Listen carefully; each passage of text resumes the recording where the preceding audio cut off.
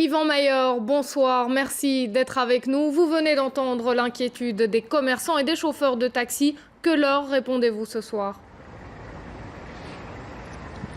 Oui, j'entends aussi la proposition d'écolo qui va dans le sens exactement inverse. Donc c'est dire qu'il y a des opinions contradictoires. Nous avons essayé de tracer une ligne qui est celle de l'intérêt général des Bruxellois et chacun devra faire un petit effort. Mais l'ambition que nous avons, c'est de relancer l'activité économique dans le centre justement et de ne pas être soumis à la pression des grands centres extérieurs. Au contraire, il faut que l'économie du centre soit relancée et nous pensons que c'est par un geste fort comme celui que nous sommes en train de proposer que cela pourra se faire.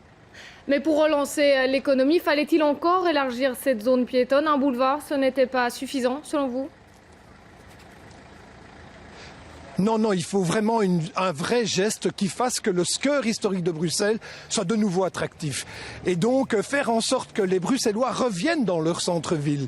Ce qui est malheureusement, je pense, depuis quelques années, plus exactement le cas. Et donc il faut faire revenir les gens. Et quand on organise quelque chose, les gens viennent. Exemple, les plaisirs d'hiver. On a pu voir 1 million de personnes venir dans le centre-ville à l'occasion des plaisirs d'hiver. Eh bien, c'est la preuve que quand il y a quelque chose, quand il y a un changement, les Bruxellois reviennent. Les gens même d'autres régions du pays, même des touristes étrangers. Et ça fait l'attractivité de Bruxelles. Et cette attractivité, elle va relancer évidemment le commerce, l'économie.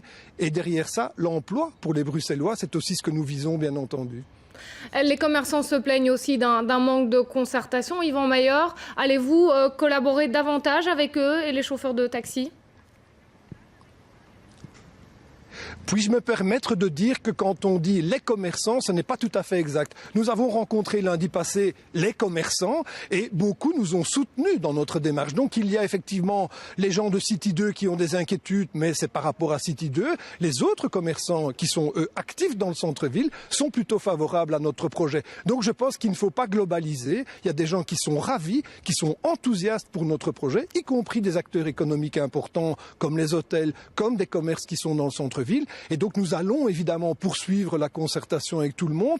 On va même faire de l'ajustement à chaque besoin spécifique pour ne pas remettre en cause l'ensemble du projet, mais permettre que celui-ci soit viable pour tous les acteurs économiques. Et bien entendu, les taxis comme les transports en commun auront un rôle primordial pour faire vivre ce centre également, mais ils devront aussi s'adapter aux nouveaux circuits que nous proposons, nouveaux circuits automobiles que nous proposons autour du Pentagone et autour de la zone piétonne et qui la traversera même par certains endroits. Donc franchement, je crois que ce que nous avons réfléchi et que nous proposons aujourd'hui sera viable, sera compatible avec l'ensemble des activités et de ceux qui mènent une activité professionnelle et économique dans le centre-ville. Mais aussi pour les habitants, aussi pour ceux qui viennent y flâner, aussi pour les Bruxellois qui ont envie de retrouver la place de Brouckère, la Bourse et un spectacle qui soit autre chose qu'un grand boulevard. Vous venez d'évoquer les transports en commun, moins de voitures dans le centre-ville. Cela veut donc dire aussi que l'offre de transport suivra ?